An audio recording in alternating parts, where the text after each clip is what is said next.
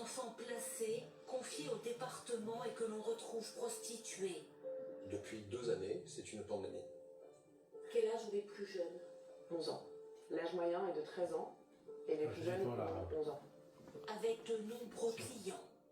Quand on dit mineurs prostituées, non. Mineurs victimes de réseaux pédocriminels. Mineurs victimes de réseaux pédocriminels. C'est une traversée sidérante de Marseille.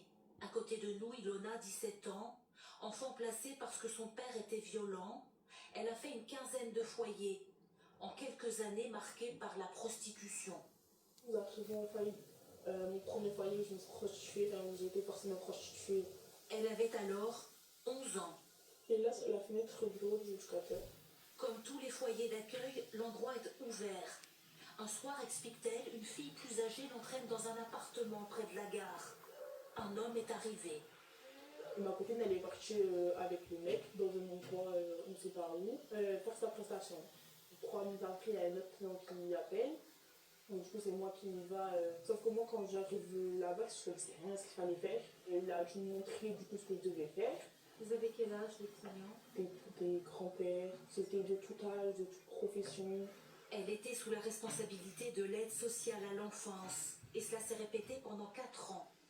Jusqu'à ce que la police l'arrête et appelle sa mère. Pendant quelque temps, celle-ci n'était plus en capacité de s'occuper d'elle. Nous la rencontrons, elle aussi.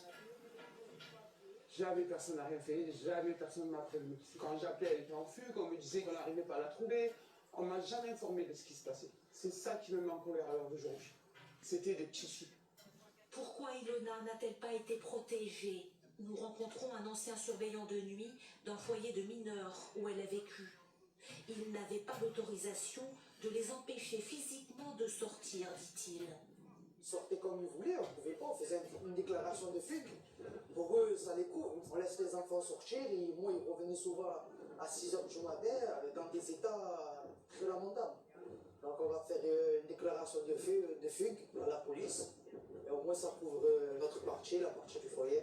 Contacter le département des Bouches-du-Rhône dont dépendent les foyers met en cause les réseaux, tout en refusant de nous dire combien d'éducateurs sont en poste dans les foyers.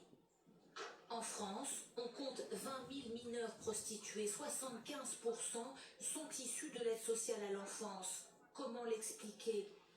Nous avons rendez-vous avec des juges des enfants à Marseille. Chacune a en charge une quinzaine de cas de prostitution de mineurs. Ce que cherchent les réseaux et les prédateurs, c'est la vulnérabilité. Ces mineurs fragiles-là, où est-ce qu'on va les chercher, si ce n'est dans des lieux où on sait qu'on va les trouver? Dans les foyers de l'aide sociale à l'enfance, où les mineurs ont ce point commun. C'est souvent qu'elles ont été victimes de violences intrafamiliales, donc avec une fracture familiale douloureuse, et elles ont été victimes de viol. C'est ce qui est arrivé aussi à Ilona, chez son père, vers l'âge de 6 ans. Dans cette association, on vient en aide aux jeunes prostituées. Comme elles ont vécu tout un continuum de violence, ce qu'elles vivent leur paraît normal. C'est-à-dire qu'elles banalisent ce qu'elles vivent. Combien de passes, ça peut aller jusqu'à 20-30 passes par jour, selon les jeunes. Et il y a aussi le phénomène des sex-tours. Elles vont d'une ville à l'autre et le réseau de proxénétisme prend en charge la location d'Airbnb. Derrière ce système, des clients, des prédateurs. Beaucoup passent par les réseaux sociaux, très peu sont arrêtés, par manque de moyens, nous dit-on. Cet avocat vient en aide aux familles. Il dénonce le manque de soins de plusieurs départements chargés de l'aide sociale à l'enfance. Les Bouches-du-Rhône, l'Essonne notamment. Et les attaques en justice pour faute. On demande à ce que soit pris en charge l'enfant médicalement. On demande à ce que soit aucune de ces 20 000 enfants qui se prostituent en France, aucune, n'a un suivi médical. C'est-à-dire aucune ne va au planning familial.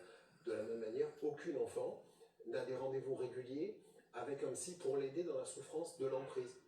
En France, l'espérance de vie des enfants placés est inférieure de 20 ans à la moyenne nationale. Ilona, elle, nous dit qu'elle est déprimée. Elle n'a pas trouvé de formation, elle n'a pas non plus trouvé de psychologue en capacité de l'aider.